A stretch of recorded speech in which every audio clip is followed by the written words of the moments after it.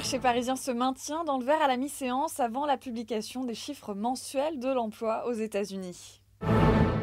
Saint-Gobain progresse de 1%. Le titre profite d'un changement de recommandation d'UBS qui est passé de neutre à achat.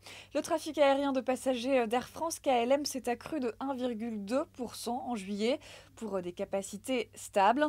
Cela permet au coefficient de remplissage de progresser à 86,2%. Vivendi cède 1,4% après la publication de sa filiale Activision Blizzard aux États-Unis. Ses projections se sont révélées inférieures aux anticipations.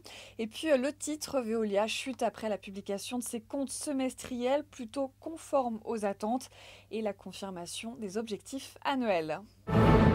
Le titre Natixis est recherché après la publication des comptes du deuxième trimestre. La banque a confirmé des résultats supérieurs aux attentes avec un bénéfice net de 522 millions d'euros au deuxième trimestre, supérieur de 12% à celui du trimestre précédent. Société Générale, Crédit Agricole et BNP s'affichent aussi en hausse ce midi. A l'inverse, Dexia est lanterne rouge du CAC 40. La banque franco-belge a légèrement dépassé les attentes des analystes avec son résultat net du deuxième trimestre. Il s'élève à 248 millions d'euros contre un consensus proche de 200 millions d'euros environ. Mais ce résultat recule tout de même comparativement au deuxième trimestre 2009. Voilà, c'est la fin de ce flash. On se retrouve à 18h pour le point hebdomadaire.